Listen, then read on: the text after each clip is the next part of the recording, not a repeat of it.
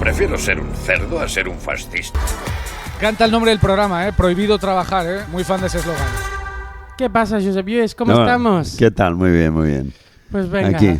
Gracias por invitarnos. No, hombre, no, gracias muy a ti. bien. Recordemos que es Josep Lluís del Alcázar, que ya casi me sale ni presentarte porque has venido tantas veces, eres ya amigo del programa. Sí. Es del partido político Lluita Internacionalista y del sindicato La Cuarta Internacional. No, el sindicato CGT. Sí, sindicato CGT, La Cuarta Internacional. La Cuarta Internacional es la organización internacional nuestra. Vale. O sea, nosotros Lucha Internacionalista es la organización aquí y tenemos otra organización en Turquía o en Italia o en Portugal o en Argentina o en Brasil. Y entonces el conjunto de las organizaciones internacional se llama Unidad Internacional de Trabajadores y Trabajadoras Cuarta Internacional. Exacto. Y esto, al final, lo que nos acabas de explicar también vendría un poco a contar lo que venimos hoy a reflejar a nuestra audiencia, que es un poco la flotilla. Sí. Es un poco la Alianza Internacional de Trabajadores la que se ha unido en esta flotilla, que el pasado 1 de octubre por la noche, cuando estaban entre 70 y 75 millas náuticas, pues empezaron... Tengo aquí un poco la cronología. Bien, sí. Pues eso, el 1 de octubre, hacia la noche, empezaron rodeándola por 20 buques de guerra israelí y les bloquean las comunicaciones.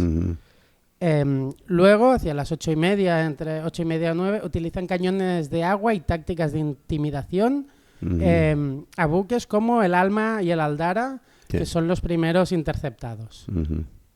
A las 10:11 de la noche de ese 1 de octubre anuncian que Greta Thunberg y otros activistas están sanos y salvos y serán trasladados a un puerto israelí. Cuando dicen que están sanos a salvos, quiere decir que los han secuestrado. Claro. O los han detenido o retenido, o como lo queráis decir. Por la madrugada del 2 de octubre, la mayoría de los 40 barcos y...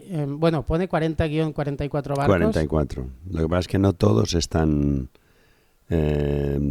asaltados. Vale. Quedan algunos, unos por rezagados y otro porque queda muy cercano a la costa. Lo que pasa es que no sé por qué en estos momentos, digamos, el seguimiento que se está haciendo... No hay avances significativos porque le quedaría muy poco tramo para poder llegar a la costa de Gaza. Pero lleva en este espacio bastante tiempo, ¿no? 2 días, ¿no? Sí, 2 días. Bueno, eso es lo que yo tenía entendido, por eso te lo pregunto. Entonces, realmente ellos interceptan de los 44. Primero hay una parte asaltada, lo íbamos viendo a la noche. Y van cayendo, digamos, el número de los asaltados iba subiendo, los que estaban en emergencia y quedaban los que continuaban la marcha. Entonces, durante gran parte de la noche está entre 9 y 10 los asaltados, los buques asaltados. En emergencia quiere decir que están siendo agredidos. Tú explicabas lo de los cañones de agua. En momentos hay algún tipo de sustancias químicas que también se utiliza contra, digamos que no es solo agua. Sin saber efectivamente qué es exactamente cuál es el producto que les estaban lanzando, y empiezan maniobras, digamos, intimidatorias muy cercanas a chocar, ¿no? con los buques, haciendo maniobras para obligar a frenar, a cambiar el rumbo, etcétera. Entonces todos estaban en emergencia y luego quedaban algunos que o porque estaban un poco más rezagados o algunos dentro, en medio de...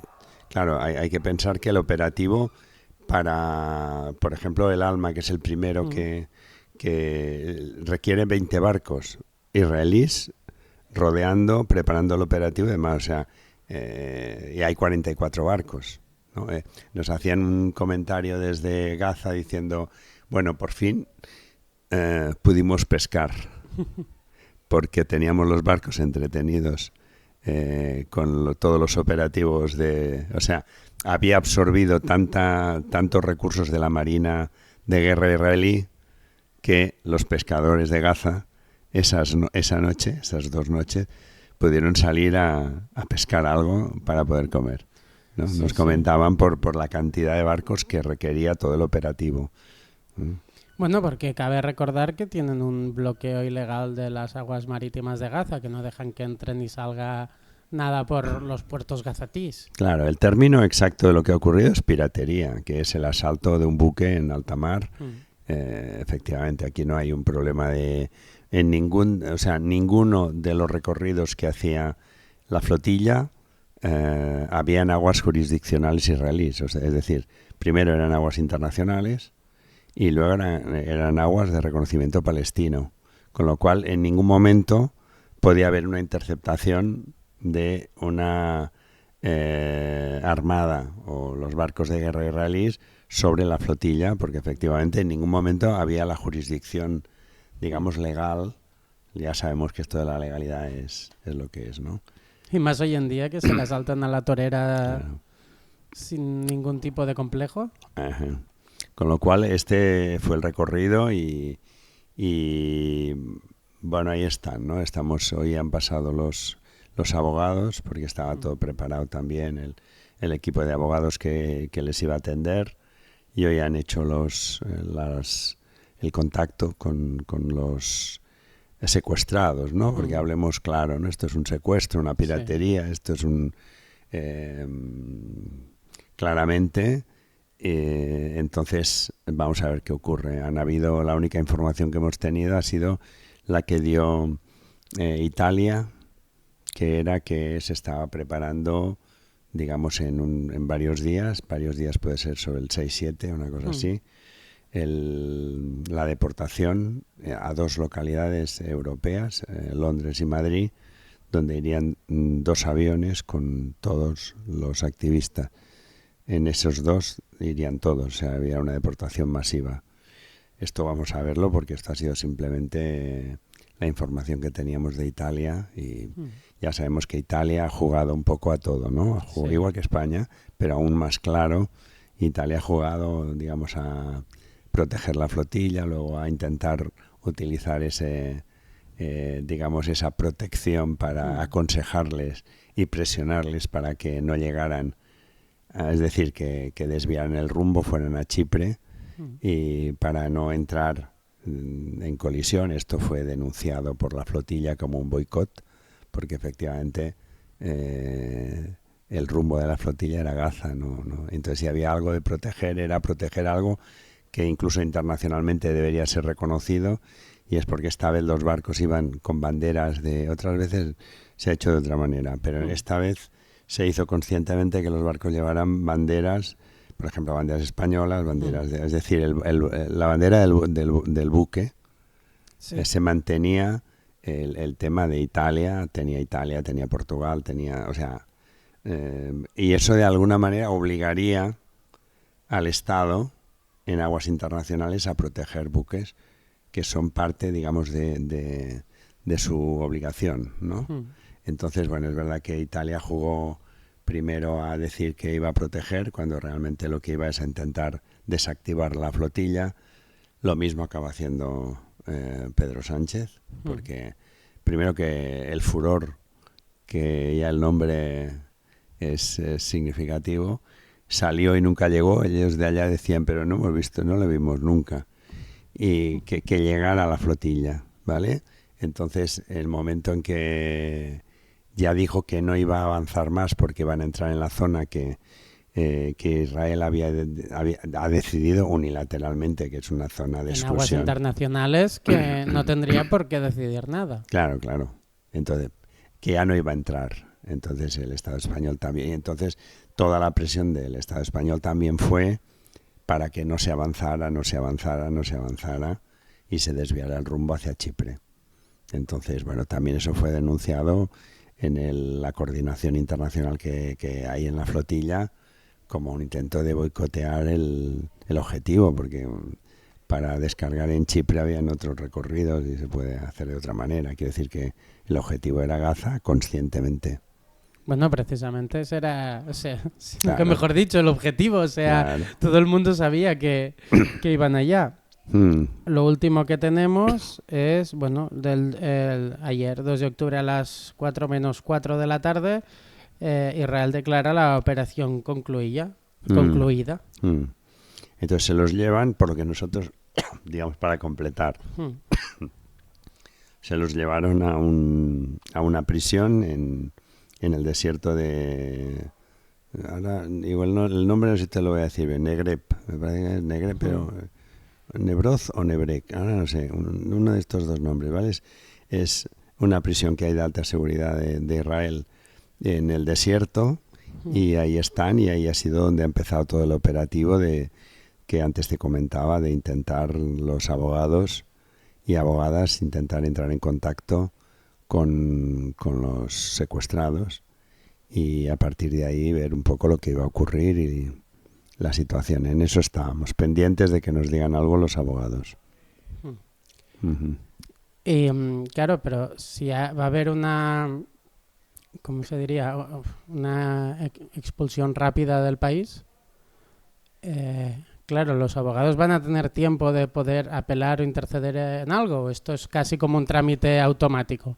Bueno, ahí como se barajó tantas cosas, porque ahí hubo una declaración del ministro de Defensa y demás, que se les iba a aplicar la legislación antiterrorista. Luego hubo toda la campaña de que le llamaban medios israelíes y del gobierno y demás, que le llamaban, en lugar de la flotilla global Sumut, le llamaban la flotilla Hamas. Sí. Vale, toda la provocación también contra Saif, contra el compañero que vive aquí en Barcelona, y que también lo significa como un intento de amenazar, ¿no? Porque estos son amenazas públicas. Entonces no sabemos, hasta que no hablemos con los abogados, qué es lo que se va a aplicar. Entonces aquí hay de hecho habrían como 3 procedimientos. Uno, que se aplicara la ley antiterrorista, con lo cual ahí entraríamos en un problema muy complicado y largo, ¿vale? El segundo sería que haya una deportación voluntaria. El criterio que teníamos un poco en las discusiones que hubo previas y demás, es que es decir, que no se iba a entrar en esta voluntaria, ¿vale? A no ser que fueran aquellos países que no tenían, porque hay que pensar que aquí estamos hablando de 46 países y de personas que participan en la flotilla, 497, con lo cual estamos hablando de casi 500 personas, 46 países. Y lo que se veía era simplemente en los casos en que no hubiera relaciones consulares, ahí es el único caso en que se podía tener en cuenta el tema de la voluntaria, la deportación voluntaria, pero que la mayoría, que es la gran mayoría de los 497, no va a hacer la declaración voluntaria. Bueno, eso es un poco lo que se habló. Entonces ahí estamos un poco viendo qué ocurre. Entonces esto alarga el procedimiento, ¿vale? Porque la voluntaria va más rápida la salida. Esto es un poco lo que se comentaba, pero entonces con la voluntaria, de lo que he escuchado yo es que tendrían la prohibición de entrar durante 10 años a Israel. No. Y entonces si volvieran a entrar sería más grave para ellos. Sí. O sea, que el volverlo a intentar... Claro, pero las consecuencias de no firmarlo tampoco las sabemos. Bueno, sabemos que sea una deportación obligatoria, a no ser que se aplique legislación antiterrorista. Si aplican legislación antiterrorista, efectivamente se complica todo, porque no es lo mismo que a ti te acusen de entrada ilegal al país, cosa que tú no has querido entrar, porque nosotros para nada queríamos entrar en Israel, es decir, la flotilla nunca tuvo ningún interés en llegar a Israel. Por no querer, no queremos ni que exista Israel. Claro, entonces... Es contradictorio, ¿no? Pero en todo caso esa es la acusación para la deportación, que es entrada irregular al país, etcétera.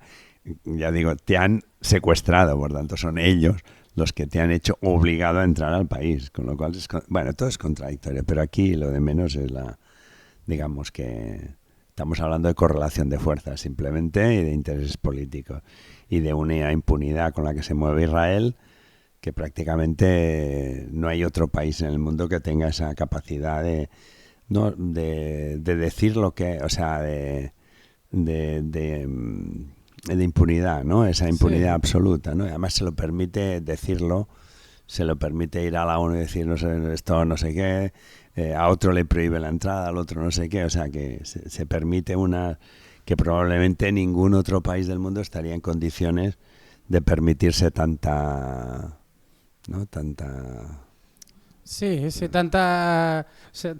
manga ancha. Sí. Entonces, bueno, vamos a ver qué ocurre. Esto lo vamos a saber en pocos días, porque Además, todo el mundo sabe, y ahí es toda la parte política, ¿no? Porque todo el tiempo, inmediatamente que la flotilla fue asaltada, han habido movilizaciones muy importantes. Hay convocatorias de huelgas generales. Hoy está en huelga general Italia. Para el 15 hay una convocatoria. Hoy también hubo movilización ayer con huelga y paros en sectores universitarios y de estudiantes.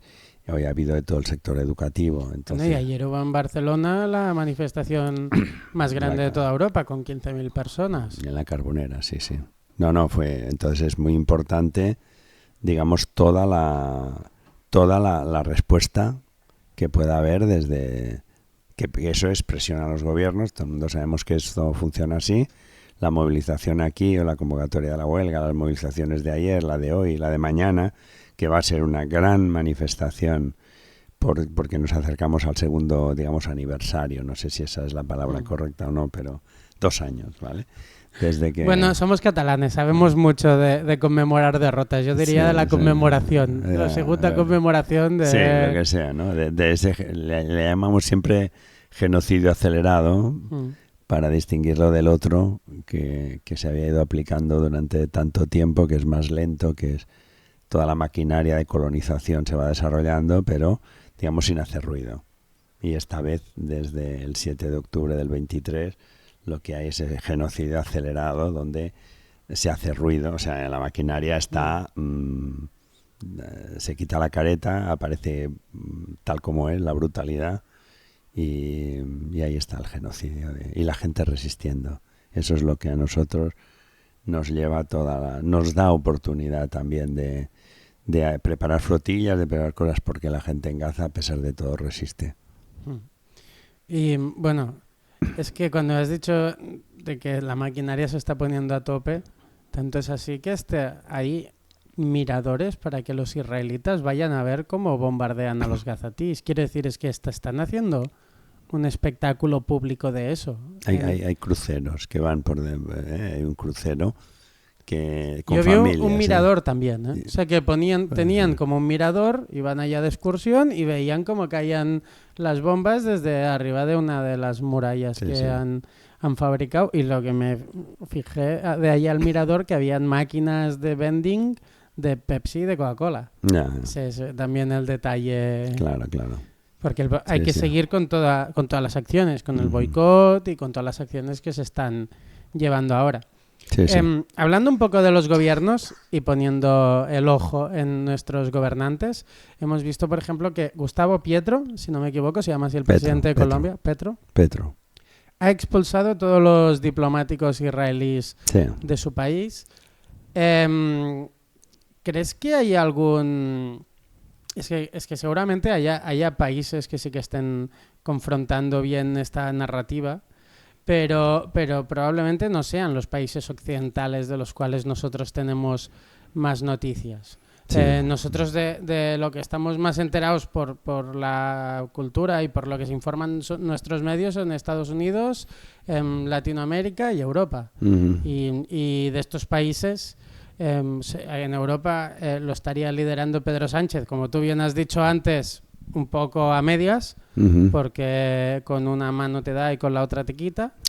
Y en Latinoamérica vemos Gustavo Petro, que es el que está abanderando más. ¿Tú crees que hay algún país al cual España debería tomar ejemplo a la hora de cortar relaciones con Israel, de no negociar con ellos? Hombre, yo creo que ahí que además es muy significativo, la delantera la tomó Sudáfrica, por reconocer, que es quien llevó ante el Tribunal Internacional de Justicia a Israel por genocidio, por crímenes de guerra, por apartheid. Y esto tenía una importancia simbólica muy grande, porque obviamente fue el país que tuvo que luchar por erradicar el apartheid. Entonces, históricamente se conocía, se sabía, relaciones entre bancos, etcétera, que siempre históricamente el apartheid de Sudáfrica había tenido mucha relación con el sionismo, históricamente. Entonces, cuando el apartheid cae en Sudáfrica, que el gobierno sudafricano acuse de genocidio y de apartheid a Israel, yo creo que tiene un simbolismo. Yo creo que es el que dio el paso, digamos, principal y al cual nosotros también exigimos que el resto de gobiernos se sumen a la causa de Sudáfrica, que es quien lo abrió además el documento. Un documento, me acuerdo, muy detallado, muy, digamos, muy trabajado, ¿vale? De hecho, aquí estuvimos también colaborando con abogados palestinos que habían estado aportando, ayudando a la causa, ¿vale? Esta causa del Tribunal de Justicia Internacional. Entonces, es verdad que ese es un caso, digamos, de referencia y al que nosotros exigimos que todos los gobiernos se sumen a esa causa penal internacional contra. De ahí se derivan, porque claro, sobre la acusación de genocidio y demás, digamos, por legislación internacional, si hay presunción de genocidio, no puede haber intercambio de armas, no sé qué. O sea, de ahí se desprenden una serie de consecuencias. Luego está la declaración política del embargo, que es lo que nos juega Pedro Sánchez al aquí está la bolita, de trilero, ¿no? A ver si la entiendes. No, pues no está la bolita. Pues no. O sea, que es esa actitud de no querer romper ligámenes económicos importantes que hay, pero a la vez tener que aparecer como el más destacado en la defensa del pueblo palestino. Entonces, esa contradicción que le está sacando su rentabilidad política en encuestas electorales y demás respecto a una derecha que se ve atrapada ante una población que absolutamente mayoritaria, aquí se habla de más del 80% de la población, que dice, esto no puede ser, o sea, esto es una barbaridad, esto es un genocidio, esto hay que pararlo. Y entonces es verdad que con ese mensaje, en un hecho tan significativo de la lucha de clases como el tema internacional, como hoy es Palestina, es verdad que la derecha ha quedado como ensombrecida. El PP queda ensombrecido y partido, porque tienes un montón de discursos distintos, bajo una sombra que es la de Vox, que es abiertamente el apoyo al sionismo.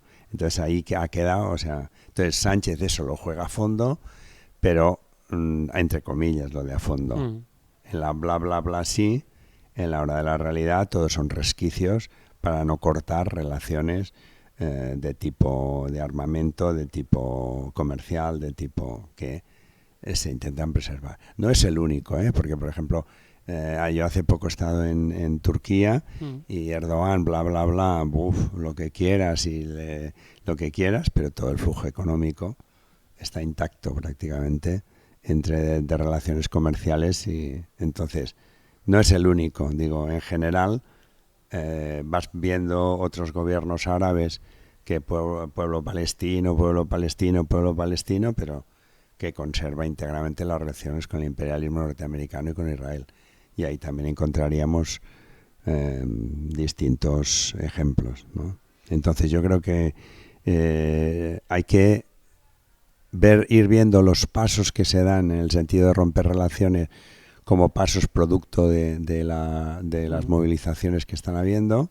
En ese sentido hay que apoyarlos, pero hay que llegar hasta el final, y al final es acabar con un aislamiento que yo creo que incluso en la ONU nunca Israel se vio esa imagen de aislamiento. No sé si viste cuando intervino Netanyahu, sí, que se levantaron casi todo el mundo. En lo cual esa situación no es solo, digamos, incómoda para Netanyahu, sino para todos sus protectores y todos los que tienen que ir justificándose y haciendo gestos que luego no son acompañados de acciones contundentes, que es lo que debería ocurrir y con lo que ocurre con la mayoría de países. Mira, ahora voy a decir una frase que la voy a decir por primera vez en mi vida, porque no hay nada que me importe menos que la Vuelta a España. Y creo que la Vuelta a España ha traído cosas muy positivas, como por ejemplo, yo creo que de cara al gobierno español, darse cuenta de que la gente está con esto y al menos como mínimo da la cara. Ya estamos diciendo que realmente no acaba de tomar las decisiones, pero yo creo, y de cara a Eurovisión, que ya hicimos una campaña muy fuerte el año pasado, ya se va a hablar en la FIFA que es el fútbol, sin lugar a dudas, el deporte más importante del mundo, y que puedan excluir a Israel, como también se ha hecho con Rusia, que sigue con su invasión sobre Ucrania, pues todo esto son pequeños pasos que poco a poco deslegitiman un poco la narrativa de Israel, que ya solo la mantienen 4 locos, entre los cuales es que hay una contradicción que también te quiero poner encima de la mesa. Es una contradicción que yo sobre todo escucho en Sílvia Orriols, que es la nazi catalana, la ultraderecha catalana, que defiende ella que según dice ella, cabe decir que tú y yo estamos en contra de esto, pero que tenemos una invasión islámica y que nosotros debemos proteger todos estos valores, estos derechos que nos hemos inventado y que hemos generado y que hemos intentado difundir en el mundo, pero a la vez cuando el derecho más fundamental, que es el derecho a la vida, se está genocidando un montón de gente en Gaza, acusan hasta organismos como la ONU, que no sería sospechoso, de estar a favor de lo que ellos llaman una banda terrorista, pero que es la resistencia palestina, que es Hamás. Sí. No, lo que pasa es que yo creo que todo esto es la justificación de la islamofobia, es decir, ellos identifican quién es el responsable de gran parte de los males, que es lo que tú has dicho, esa, entre comillas, invasión. Pero esa invasión relativa, porque Ayuso ya decía, bueno, ¿no? Una cosa son de países islámicos y otra cosa son otros países, o sea, digamos, directamente es islamofobia. Bueno, han dicho literalmente que las personas de origen latinoamericano están españolizados y por eso pueden entrar. Esto lo ha dicho tanto PP como Vox, esto lo he escuchado yo. Sí. Entonces a mí me parece que lo que esconde es esa, no esconde, porque yo creo que tampoco se esconde, es esa visión de islamofobia. Y entonces quien lucha contra sectores islámicos son míos y por tanto si el sionismo hoy está luchando con sectores islámicos o identifica sectores islámicos con un peso en Palestina, pues entonces son los míos. Entonces el mundo quedaría, ¿no? Tú dices sectores islámicos, o sea, todo lo que ayuda, ¿no? Lo del amigo de mi amigo es mi amigo. Sí. Todo ese mecanismo, ¿no? Con el que funciona mucho toda la extrema derecha. O sea, a toda la extrema derecha la hemos visto el cambio de paso, porque todos sus orígenes y algunos de los más mayores de sus dirigentes habían vivido del antisemitismo, la judiofobia, yo creo más, porque semitas son más, no solo los judíos, ¿no? Pero en todo caso habían vivido de esto y algunos de ellos aún les quedaban algunas remanentes de ese odio a los judíos, que fue clave. No hace mucho a una chica que no sé si es de las juventudes de Vox o de Fuerza Nueva o de un partido así de ultraderecha, te digo hace 5 años o tal vez 7, salió diciendo que el judío es el enemigo en una manifestación de estas nazis que hicieron en Madrid. Quiero decir, ahora todo este discurso ha desaparecido, pero sigue estando en el fondo de su ideología. Sí. No, eso pasó con el padre de Marie Le Pen directamente. Y entonces el problema es que la reubicación de la extrema derecha no se hace en función de si uno es judío o antisemita, sino de una necesidad del sistema en crisis, el capitalismo. Y entonces una cosa es que el que toma como referencia en los años 30 el ascenso de la extrema derecha es el tema del antisemitismo, y no solo, porque no solo fueron judíos, sino también gitanos y todo lo que eran minorías no arias, etcétera. Es decir, que ahí habían otro... Y hoy en día... ¿Me dejas decir una pequeña maldad? O sea, yo creo que... Bueno, conozco gente de gitanos que hablan del genocidio gitano que hizo Hitler, del cual nadie habla. Simplemente los judíos tuvieron el dinero para explicar su historia.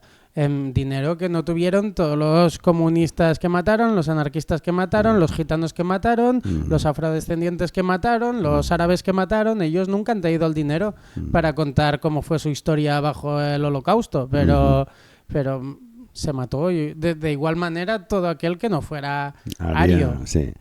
Entonces ahora estamos en la misma respuesta ante el mismo problema histórico, que es una crisis profunda del sistema capitalista, que obliga a aplicar medidas cada vez más duras y hay un empobrecimiento global.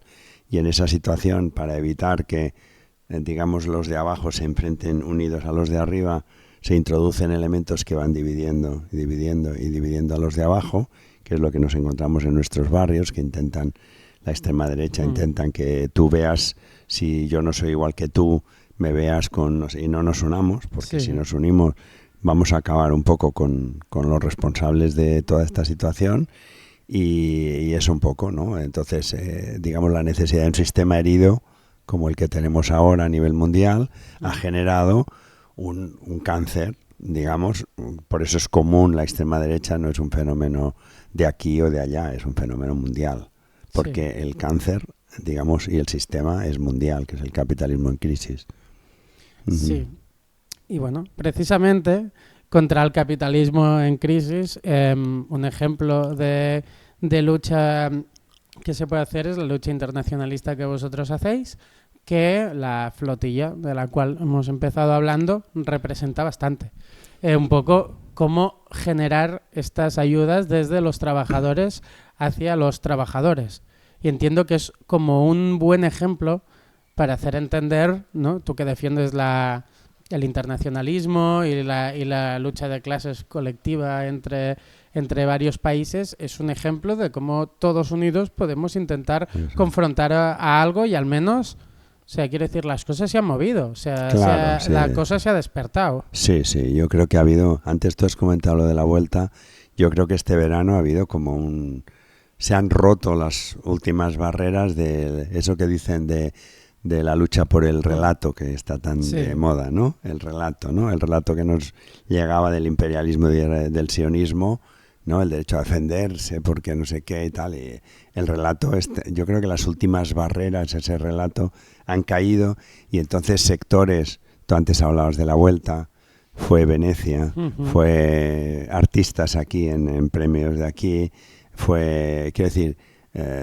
significativo aquí, por ejemplo, el boicot que hubo sobre conciertos organizados. O sea, yo creo que todo ese mundo que a veces está tan sobre representado en medios de comunicación, que son artistas, deportistas, no sé qué, todo esto, pues en un momento determinado se ha roto de esto no hablo, sino que la presión popular obligaba a que efectivamente si tú hacías un comentario era bien recibido por la gran mayoría del público, y esto se ha visto en conciertos, se ha visto hasta en partidos de fútbol. Quiero decir, es conocidísima el Celtic de Glasgow, que partido tras partido llenan todo el estadio de banderas palestinas, o también la imagen que se hizo viral del PSG, que a pesar de darnos un canelo esta semana aquí en Barcelona, cuando llegaron a la final de la Champions, llenaron toda su grada con un mensaje de salvemos a los niños, que acaben las bombas. Entonces, quiero decir, la gente se ha movilizado y ha utilizado pues los momentos donde las cámaras estaban enfocando, ya sea desde la final de la Champions hasta un partido de la Liga Escocesa o la Vuelta Ciclista a España, que íbamos diciendo. Por eso yo digo que se ha roto, digamos, esas últimas barreras, o últimas o no últimas, pero esas barreras también se ha visto un cambio muy grande en medios de comunicación, empezando por Reuters, por la Associated Press, por prensa New York Times. O sea, que llega un momento que ya no puedes seguir dudando, buscando una posición que no existe, digamos, intermedia, o intentando seguir diciendo que lo que todo el mundo ve no pasa, ¿no? Entonces esto llega un momento en que se rompe ese. Entonces, por ejemplo, el asesinato también de periodistas y los últimos, por ejemplo, uno de los últimos, que fue un grupo donde estaban compañeros de Reuters, obligó a Reuters, claro, porque es que llega un momento que no podía seguir, ¿no? Y eso que lo intenta enmascarar, pero llega un momento que la máscara se cae, porque está descompuesta, ¿no? La máscara. Bueno, TV3, la televisión catalana, antes del verano decía terroristas de Hamás y ahora dice milicianos de Hamás. Claro. O sea, todas estas cosas se van. Y antes, por ejemplo, daba la sensación, hace un año, tú veías un reportaje y te enseñaban, uy, mira cuánta gente ha matado a Israel, qué malos son. Y luego te tenían que enseñar como el reportaje contra, mostrándote a una persona, es que mi hija la han detenido y estoy muy triste. Bueno, y todos esos que han matado no te enseñan a sus padres o a sus hermanos tristes. No tienen derecho a estar tristes los palestinos, solo tenían derecho a estar tristes los israelitas en la tele. Por eso yo creo que, digamos, una guerra está compuesta, bueno, aquello no es una guerra, es un genocidio, Sí. ¿vale? Pero bueno, ahora utilizando un término más genérico de guerra, está compuesta de múltiples batallas. Y la batalla por el relato, yo creo que este verano se ha terminado de ganar. Es lo que ha ayudado a aumentar mucho la presión política, que por ejemplo reflejaba las imágenes de la ONU, de ese aislamiento, de esa, digamos, situación incómoda. O sea, realmente eso lo ha conseguido la movilización popular, es evidente, ¿no? Igual que lo de la vuelta, que ha recorrido, lo empiezan 5 en Figueras, es decir que... Y luego se va y cada vez va tomando fuerza, va tomando fuerza, y va tomando fuerza, y va tomando fuerza, y entonces termina efectivamente suspendiendo la última etapa. Con lo cual el impacto es... pero es esa... Y haciendo un podium con cartones de leche que fue la Isabel Díaz Ayuso allá a hacer el pena. Sí. No, por eso digo que todas esas batallas son muy importantes, todas. Entonces no... y todo esto ayuda. Claro que ayuda. Y entonces lo miras al revés también, y es, por ejemplo, toda la dinámica interna en Israel, y hay una situación de crisis muy profunda, hay una división, hay una parte de crisis económica. Solo el sector militar, que efectivamente está dando números récords, es el único, ¿vale? Pero los otros sectores de producción y el Producto Interior Bruto y tal... Y están perdiendo población, quiero decir, la Están gente perdiendo está población, huyendo de Israel. Claro, es que fíjate tú en lo que te queda de futuro, tú ahora pensando en una familia, ¿vale? Que fue allá, pues como muchas, que yo que sé, en Argentina cuando hubo la crisis, pues vamos a aprovechar que allá hay No, mira, aprovecho, como Liliana Córdoba, que tenemos un programa que aprovecharé para recordaros, por si queréis escuchar, una persona que estaba convencida de que lo que hacía Israel era estar en el lado bueno de la historia, fue allá, vio la verdad y también es una gran experta en desmontar mitos sionistas, así que si lo queréis ver os dejo el enlace aquí en pantalla. Perfecto. Entonces yo creo que toda esa situación, cuando vas viendo, y que esto va para largo, o sea, esto no se acaba en 4 días, entonces si lo miras desde un punto de vista, digamos, normal, no fanático, entre comillas, de que estoy...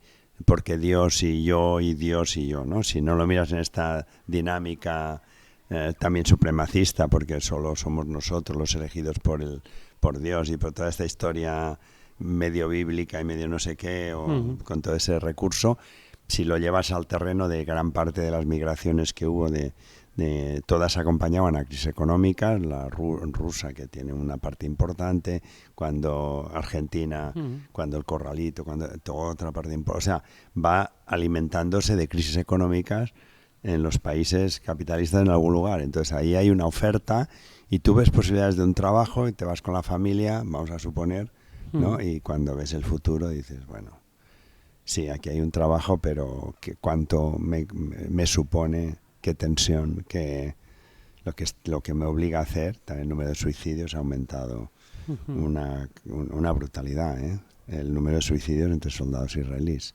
Bueno, brutalidad no, porque la brutalidad es lo que hacen los soldados israelíes en relación a los palestinos. Pero me refiero que ha subido mucho, ¿vale? Entonces, realmente a qué precio, ¿no? Y efectivamente estamos en los años en que Israel, de los pocos años de la historia de Israel, ¿vale? Que ha perdido población porque se ha ido gente. Entonces entonces tiene que mantener el ejército, tiene que mantener las empresas, los puestos de trabajo, a los cuales el primer mecanismo que toma después del 7 de octubre es excluir toda la mano de obra palestina, con lo cual no tiene. Es lo que Israel tiene armamento sobrado, pero no tiene la gente que se ponga detrás o delante o lo que sea, es lo que quiero decir. Que lo que no tiene está teniendo problemas con reservistas. O sea, aquello se está agotando. El tema es que el precio de ese agotamiento es enorme, ¿no? Porque sigue matando y matando y matando de hambre y de todo, ¿no? Toda esa cuestión, ¿no? Genocida. Entonces, pero es verdad que hay una situación de crisis muy profunda, ¿no? Ahí es donde Ilian Papé, algunos de los historiadores judíos no sionistas, ¿vale? Para hablar con corrección, habla de que él imagina que es el principio del colapso, ¿no? Y además utiliza... Yo también creo que no existe un proceso de extinción progresiva, ¿eh? Existe un colapso, la posibilidad, ¿sí? Vamos a ver si efectivamente vamos a eso o no, pero colapsar, esa idea de un régimen que se... No, un poco lo que le ocurrió también al Assad en Siria, Sí. ¿no? Un régimen que llega a un punto en que colapsa, o sea que no es que va perdiendo y sigue, ¿no? Y se va desgastando, no, sino que esa idea, ¿no? Entonces yo también me imagino que la posibilidad de que la situación evolucione para los palestinos es efectivamente esa idea de que el tiempo empieza a jugar desde un punto de vista político, porque desde el punto de vista humano sí, el tiempo sigue matando cada día palestinos de todas las edades, porque yo también ahí muchas veces tendemos a niños y los jóvenes, y chicos jóvenes también, el derecho a la vida, ¿no? De todos, de los niños, de las mujeres, de los jóvenes, de los abuelos, de personas de mediana edad también, sí, sea, todo el mundo, ¿no? Entonces, desde el punto de vista humano, el coste de la continuidad es muy grave para los palestinos. Desde el punto de vista político, el tiempo juega hacia un proceso de profundización de las contradicciones y de posible colapso. Vamos a utilizar ese término que creo que es muy ajustado del régimen y del Estado.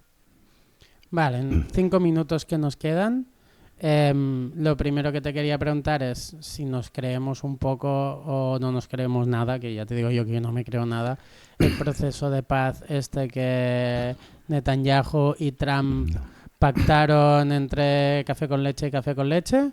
Y luego ya al final, para acabar, recuérdanos un poco todos los envíos de ayuda que estáis haciendo hacia Gaza, que ya habéis hecho el 18º, que en breve publicaréis las imágenes para que todo el mundo lo vea, y que ya estáis preparando el 19º. Sí. A ver, el tema del supuesto acuerdo de paz, efectivamente es una rendición. Y yo creo que es más el intento de no salir después porque esto se da con la ONU, ¿vale? Sí. O sea, las reuniones de la ONU, y el lunes se reúnen Netanyahu con Trump. Y en ese momento hay la imagen, todo es de un debilitamiento tremendo de Netanyahu, los discursos, las votaciones que hacen, es decir, y parecería que hay una necesidad de presentar una señal distinta. Y esa señal distinta, efectivamente, es esa propuesta. Y es gravísimo. Primero diremos lo que es grave y luego diremos que no va a ninguna parte. Pero primero diremos que es grave. Porque con esa propuesta no solo van a apoyarlo todos los estados árabes, sino empezando por Sánchez y gran parte de los gobiernos de la Unión Europea. Es decir, veníamos de la imagen de aislamiento absoluto de Netanyahu en el seno de la comunidad internacional, por decirlo de alguna manera, y en 24 horas hay una propuesta que unifica alrededor de un acuerdo Trump-Netanyahu a una parte, digamos, de la comunidad internacional. Esta es la parte grave, porque ahora vamos al contenido. El contenido efectivamente era simplemente la rendición, o sea, la entrega, la rendición y poco más. La única línea que había pedido como línea roja los estados árabes para aceptar es que explícitamente el plan de expulsar a los palestinos no estuviera en el acuerdo de paz. Entonces, que se permitía a los palestinos la continuidad en el territorio. Lo único. Pero lo otro, todo es un tema de convertir aquello en un protectorado. No sé, había yo utilizado en algún momento el término de un Vichy. Sí. ¿No? Francia ocupada por los alemanes y dicen, esta parte la vas a gobernar tú bajo mi...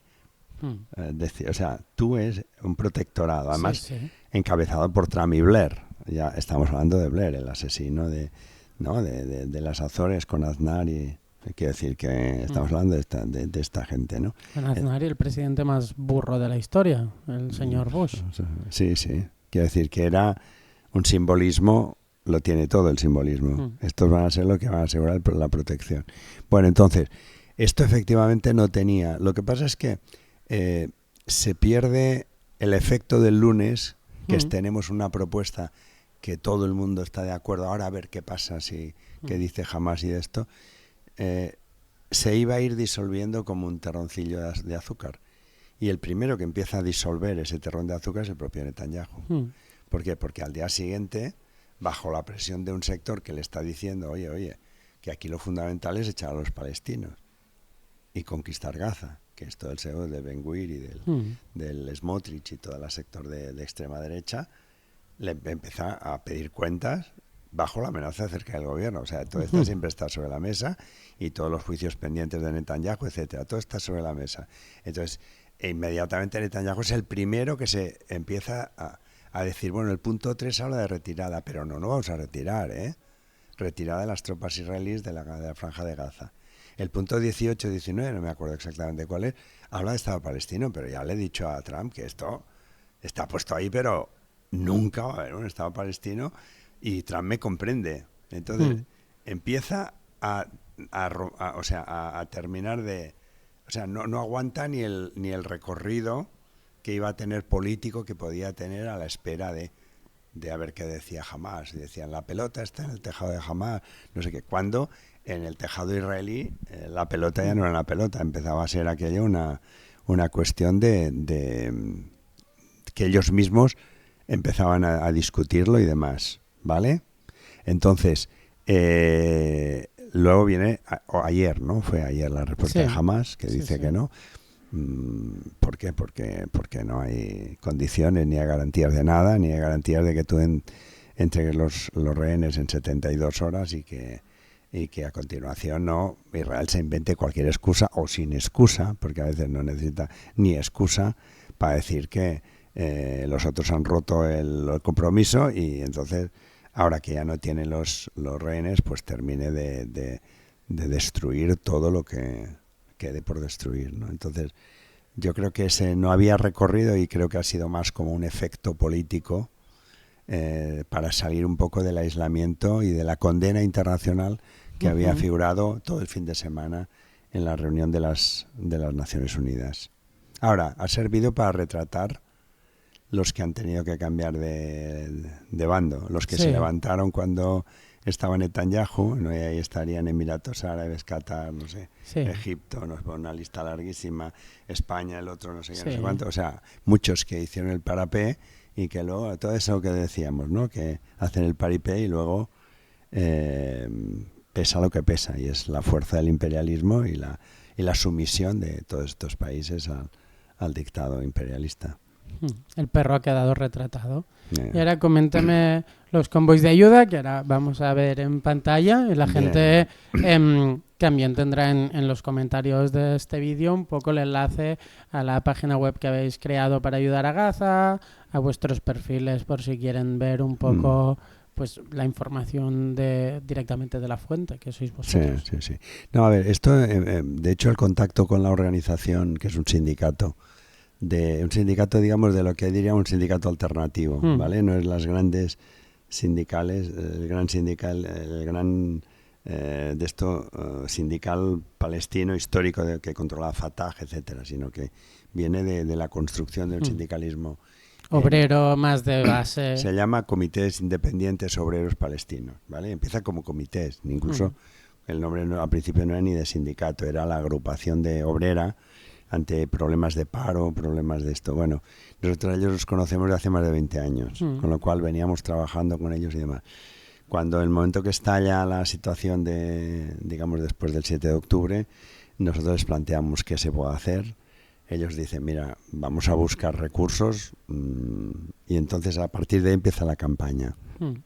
¿Vale? Primero empezamos a nivel de lucha internacionalista, luego la ampliamos, está la IAC también, está Sumut, que es una organización andaluza, que está también solidaria con Palestina, y creamos un comité que se llama Gaza Solidaria, y entonces Gaza Solidaridad empieza a hacer envíos que son ellos quien a nosotros nos dicen ahora, porque acabamos de concretar que efectivamente podemos de unos pozos que se han ido recuperando bajo los escombros, pero que se han empezado a recuperar el agua y el no sé qué y lo poco que consiguen de comida y demás, nos dicen, y entonces nosotros mandamos lo que cuesta, lo que vale todos esos recursos que ellos van consiguiendo desde allá.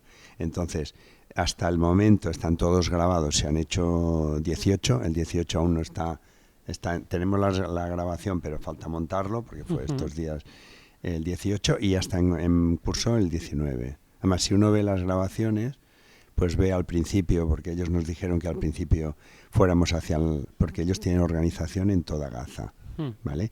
Pero al principio nos dijeron, no, el norte, porque el norte es donde había más destrucción. Y entonces al principio los primeros son el norte, luego se van viendo en las propias imágenes cómo la situación se va degradando y la destrucción crece alrededor de las entregas y demás.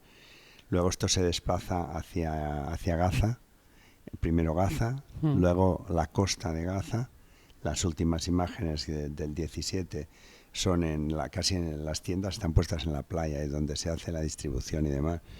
Y ahora la última conversación de esta semana es que se ha reagrupado todo en el sur, en Al-Mawasi, que es una zona, digamos, del sur, donde está Rafah, pues si te vas hacia la playa, pues en la playa, la zona de ahí, pues Al-Mawasi. Bueno, entonces, y nos han dicho que están volviendo a conectar todo porque la vida sigue, porque yo creo que esa es la parte, la vida sigue, la gente para luchar necesita no solo comer, necesita un mínimo de organización, porque la organización es lo que les ha permitido, que a veces nos decían, pues no sé quién se ha quedado solo el niño, o ha habido no sé quién que está herido, y es la colectividad, ¿no? Y entonces aguantar la colectividad cuando Israel ha jugado lo contrario, porque tenía esa estrategia de desplazamientos masivos, lo que intenta es romper todo vínculo entre la gente. ¿Por qué? Pues porque a la cuarta vez ya no conoces la gente, no es la gente. Entonces el mantener las estructuras de vida, de resistencia, de lucha, es fundamental, no solo para comer un poco más, sino también porque si entre todos y todas nos ayudamos, se resiste mejor. Y ese es un poco sabiendo que la ayuda que nosotros mandamos, pues en 2 millones de personas, nos salva, o sea, todos sabemos, somos muy conscientes. Ahora ayuda a pequeños núcleos de organización, de resistencia y también efectivamente es verdad, cuando ellos entregan el agua, esa agua es muy importante, o sea, no hay que minimizar la parte material, pero la otra también es importante. Pues todos los que queráis apoyar, os habré puesto en pantalla el vídeo, que sale el número de cuenta, que también sale la página web, y si no habéis tenido tiempo de apuntarlo, en los comentarios de este vídeo estará. Pues nada, Josep Lluís, hemos visto que, tal y como decía Julio César, el divide y vencerás con los palestinos no funciona porque siguen unidos y esperemos que siga así durante mucho tiempo y esperemos que tarden el mínimo posible en tener agua, comida y medicamentos. Pues nada, muchísimas gracias por todo. Nada, gracias a ti y a la gente. Y viva Palestina libre. Sí, viva Palestina, del río hasta el mar. Exacto, del río hasta el mar, Palestina vencerá. Pues nada, muchas gracias por habernos visto. Adeu, adeu. Adeu. Prefiero ser un cerdo a ser un fascista. Canta el nombre del programa, prohibido trabajar, muy fan de ese eslogan.